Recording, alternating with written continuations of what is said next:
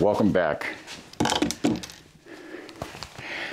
Last time we met, I told you I was going to tell you a little bit more about this Colt Walther, and I'll do that. We'll step over to my workbench and take it apart.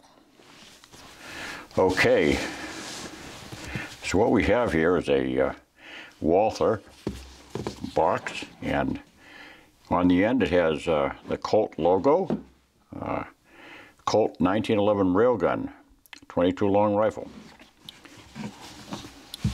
And inside, and what that is, the Colt manufacturing licensed their name to Walther for the exclusive production of this gun. There's no other gun that has that exclusive relationship. So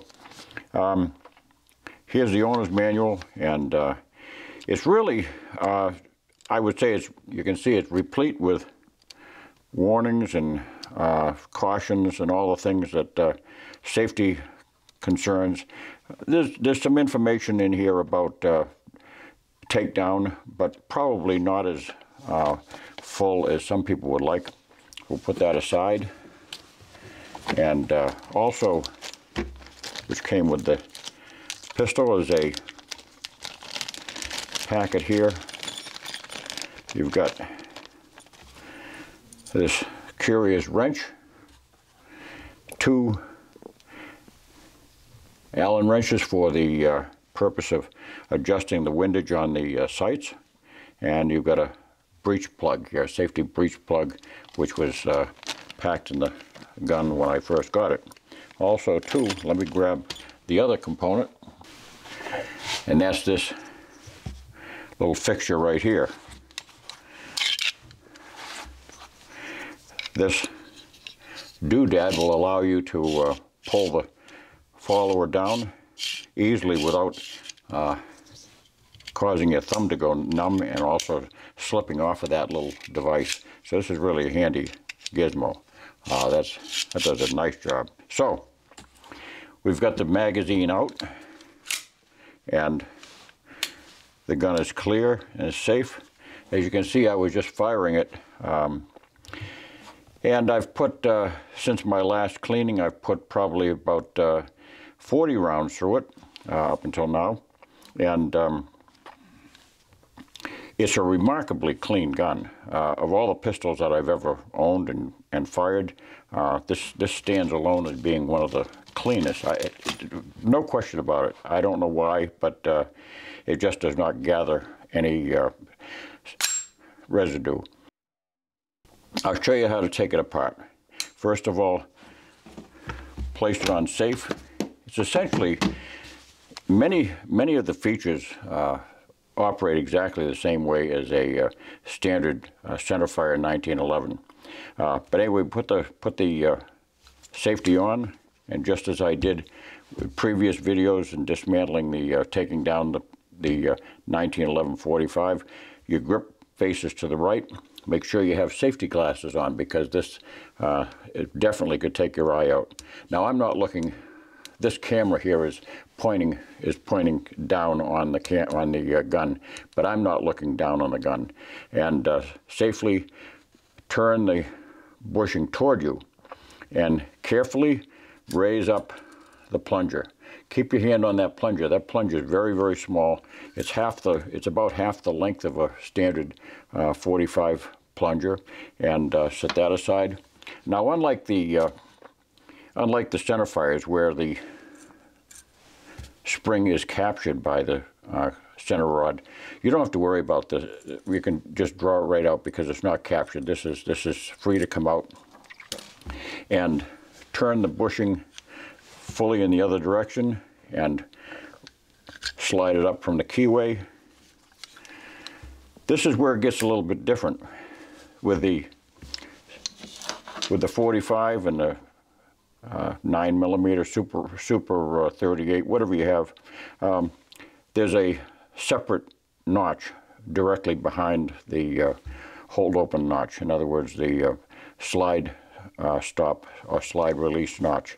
So rather than positioning it on that smaller one like you would the other one, now you position it right directly underneath the slide release nose.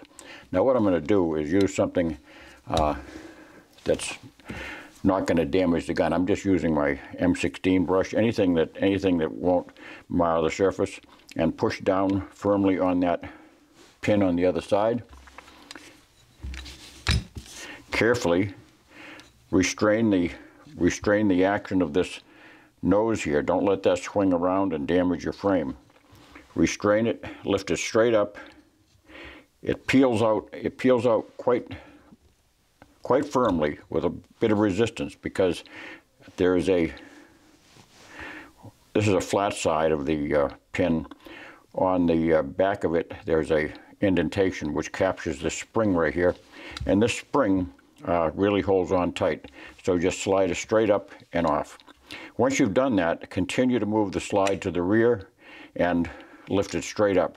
This is where it differs, because you're not sliding it off the front. You're lifting it straight up and off. And that's your takedown procedure. That's all there is to it. Now, let me point out a few obvious things. And also, too, we're going to remove the center rod. The center rod just slides in right into the front here, and put that aside. That wrench that we saw is to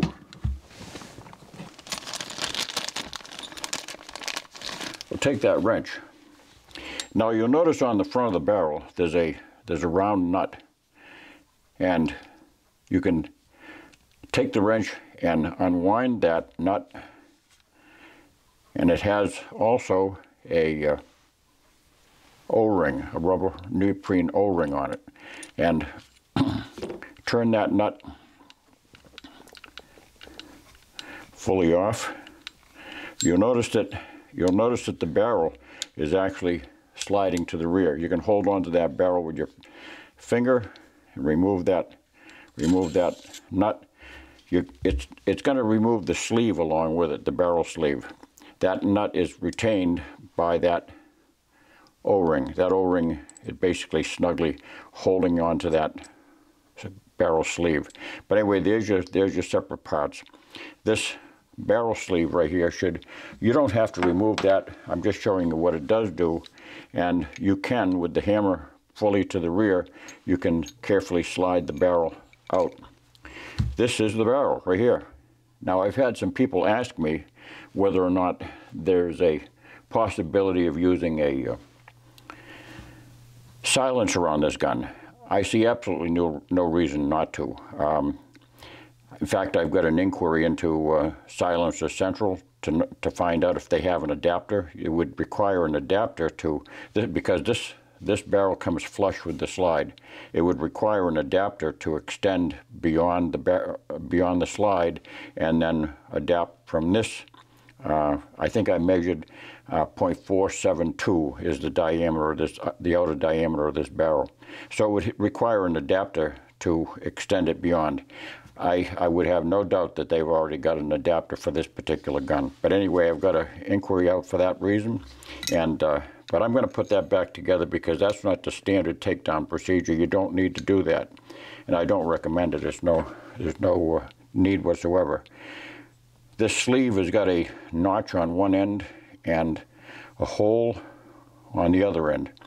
The notch goes in, the hole goes at 12 o'clock, and it locks into place. And that barrel nut just turns on. Don't torque this barrel nut on tightly. It's just a matter of tightening it with this wrench comfortably tight. Do not over torque it. Matter of fact, if you over torque it, this is thin steel. You're gonna unwind that, and you're gonna bend that wrench. Just simply tighten it on until it's comfortably tight. That's all you have to do. So that's the takedown procedure. As you can see, the lower assembly it's 1911 all the way. It's got the same mainspring housing. It's got the same grip safety. It's got the same style safety. It's got all the pins are in proper location. You've got your magazine release button, operates exactly the same way, and this is not something hokey. Remember, this is a blowback design. Blowback does not have to have an upward locking barrel that swings up into the slide into notches that capture it. This is a blowback design, which is standard procedure on any rimfire pistol or rifle. Now, the reassembly procedure, before you reassemble it, and you can see how, I mean, this is amazingly clean. I fired 40 rounds for that, and I don't have, there's hardly any residue. It's just a very, very clean gun. What I recommend, I'm not going to bore you with the details of cleaning it, because that's something that I've covered in other videos, but I would always naturally clean from the breech end using a good quality steel rod. Never ever use aluminum rods. Aluminum rods are very abrasive to barrels. I don't know why they've ever, well, they came out shortly after World War II, and they became popular because they're cheap.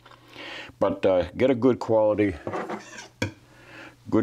steel rod, pistol rod, and you know, that'll preserve your barrel. Don't use a brush on it. There's absolutely no need to use a brush on this barrel. The inside of that barrel is just as smooth and shiny as can be. All you're looking to do is remove some carbon residue and some primer residue, and perhaps some graphite that gets into the bore. A simple patch with I use mineral spirits. That's all. You can use Hoppies if you want to spend more money, but I just use plain clear mineral spirits, and I lubricate the gun with plain old mineral oil. I've refilled this thing several times. This is just plain mineral oil that you can buy in the drugstore, and it's exactly the same thing that came packaged with it the first time that I bought it, for 4 times what mineral oil costs. Now, to lubricate this gun is quite essential, because aluminum being what it is, and this is high grade, heavy duty aluminum, but aluminum being what it is, it's more grabby and it will tend to gall rather than where steel will slide. So simply put just one drop, that's all you need, and a small drop at that, and take a brush and brush that in. And the same thing, your brush has probably already got enough on there, just a half a drop. That will lubricate your slide so that it slides back and forth without any resistance whatsoever, and just brush off any residue. To clean this gun, I would just simply used a M16 brush and clean the breech faces, clean the breech face on the slide as well. That's all there is to it. This gun stays so clean, it's amazing. And the slide, and there should be enough oil on this side of the slide, but you can always brush on just a little bit of additional. Never ever dribble oil onto a gun. There's no need for that whatsoever. All you need to do is apply enough for lubricity. That's all that you're doing. Okay, so we're going to put it back together. Barrel inserted all the way to the rear. Come forward slightly until these notches line up. The hole in the frame lines up with the notch on the slide. And carefully, using both hands, push it firmly straight into that hole and guide the nose of the slide release straight down in, and don't allow it to swing. You're in. That's all you need to do. Push this forward. Safety on. Oop, I forgot a very essential component. The guide rod. The first few times you take it apart, you may need to use a plastic drift of some form. But again, we just have to put the guide rod in. I'm going to show you something that's very important about that guide rod issue too. So, goes in, slide forward. You'll notice right here that I don't know if you can see that, but there's a silver block there now because that guide rod is in the way. Simply tip the gun up and give it a bump. This is a padded surface, just give it a light bump, and that will bring the guide rod forward out of the way. Now you can push that. Now you can push the pin in, line up, make sure you line up the slide correctly, push it straight in, guiding it carefully so that it doesn't slide down, and now we're in. So your bushing goes in. Also too, you can put a little bit of lubrication on the bushing surface, on the outside of that sleeve, the barrel sleeve, and that will make sure that your bushing slides freely without damaging your finish. Put the bushing in, slide it all the way around, insert your spring. With your safety glasses on, please. You don't want to blind yourself having fun. Then you're in business. That's all there is to it. And if you have any questions about this, feel free to ask me, but I think I've pretty much gone over all the things that are essential for taking the gun down and putting it back together. What else is there to say? Well, I can tell you what there is. I like this gun. I really do. I mean, it's a lot of fun. It's probably, I told my friend about this, and he couldn't understand why. I said, this is the most fun pistol I've ever had. I've had a lot of 22 pistols in my life, and I've had certainly a lot of centerfire pistols in my life. But this one here, I can honestly say, is the most fun. You know, it doesn't have the pinpoint accuracy of the Model 41 Smith & Wesson. It doesn't have some of the glamour of some of the newer pistols out there. But you know what? It's a 1911, so it has all those attributes with it. It sits nice in the hand. It sits low. Good balance. Everybody in the world and their mother makes holsters for these things. You go on Etsy and you can buy holsters from everybody. So, you know, and it's compact. You can get, you know, a lot of people carry these things all the time. I mean, it's flat. It's everything that made it the favorite gun that it was for so long for the U.S. military. I just like it. It's just a lot of fun. This is probably gonna be one of the last guns that I ever let go.